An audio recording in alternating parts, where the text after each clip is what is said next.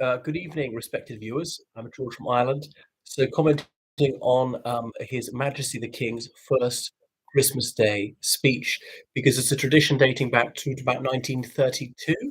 So, when the monarch has addressed the people of the United Kingdom and the Commonwealth, 3 p.m. Greenwich Mean Time. So it's not broadcast live. They record it some days beforehand, and you can tell that because the establishing shots showed Windsor Castle, and there was a lot of ice on the ground, and he was speaking at St George's Chapel, Windsor. And as you may know, the House of Windsor has all spent Christmas at Sandringham for well over a century. That's one of their private estates is in Norfolk.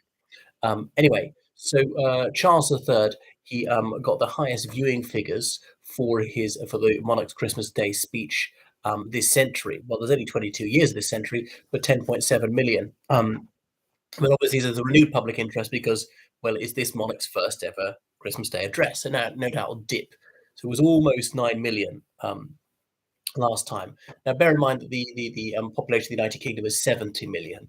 So you might say not terribly impressive, but when something's been going for a very long time, people tend to get fairly bored with it. You need to jazz it up every once in a while. I think that's within the United Kingdom, the figures of 10.7 million, because you've got to bear in mind for the Commonwealth, that might be the middle of the night for some Commonwealth countries. And obviously, he's the head of state of, I think, 14 other Commonwealth realms, because, of course, Barbados dumped the monarchy several months ago. And for most Commonwealth countries are republics, so it's not terribly important to them. But anyway, it was delivered with his trademark regal aplomb. And he uses as a chance to say that many people are already struggling to make ends meet, sympathy towards them, but no actual action for this multimillionaire. He's never actually going to give a brass farthing to the needy, despite the supposed caring. Anyway, so this was, it's not a live event, as I said. They had that chapel of St George's, sorry, the choir of St George's Chapel, Windsor, playing as well. It's superbly crafted. They often take great care about the background, the Christmas tree decorations, the baubles, of course. And he only spoke for about 8 minutes, but they cut in because watching him for 8 minutes would be too tedious. You have to watch me for 8 minutes. Well, you don't have to watch. You switch off mostly, but and it cut in images of them performing public duties, the royal family going around.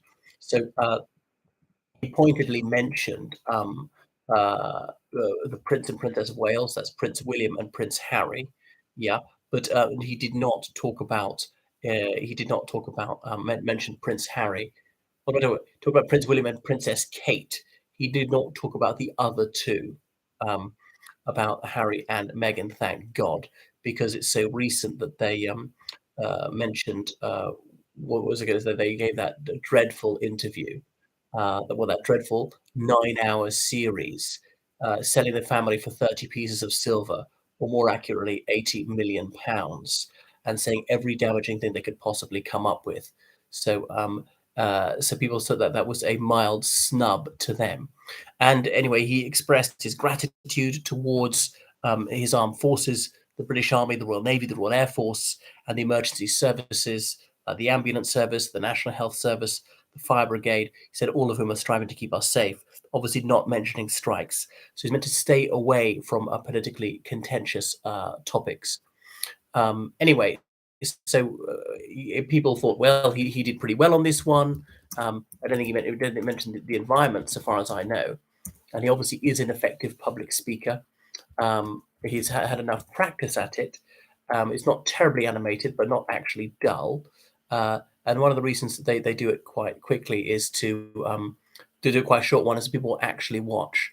But some people say that he was surreptitiously almost slagging off the Conservative Party because talking about poverty in the country and things like that. But this will have been presumably passed by ministers as safe. Yeah, not openly partisan. But the public sector staff, many of whom are on strike. Anyway, he lauded the selfless dedication of these people, and this is what he briefly said.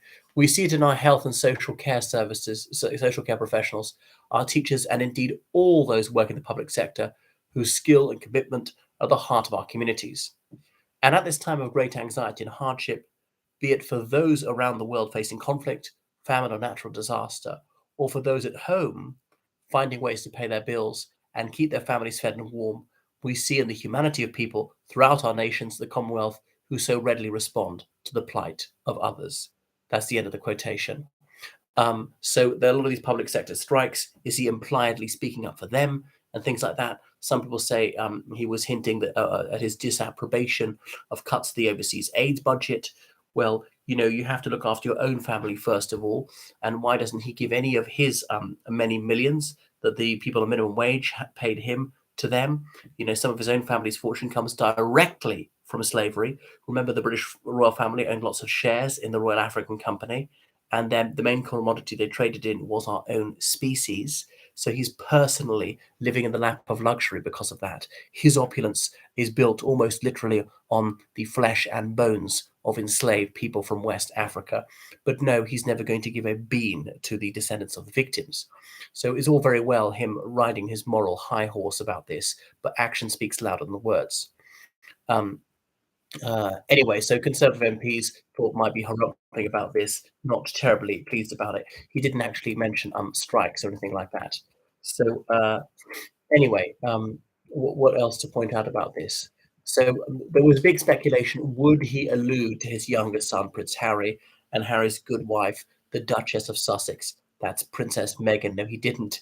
And unsurprisingly, Prince Charles did not talk about his younger brother, Prince Andrew, whom, of course, they'd like to cast into the outer darkness. Would never show his ugly mug again and never open his mouth again. That would be the best thing for the House of Windsor.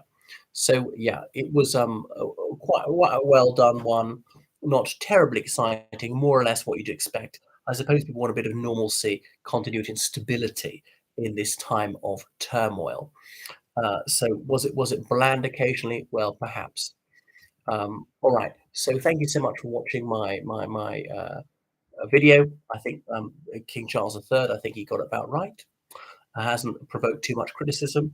Um, and people have often castigated him, saying, well, he's too overtly political. He takes up tendentious causes on the environment. Even if you agree with him, he shouldn't do that. Imagine he was espousing the opposite viewpoint. Well, that would be unacceptable too.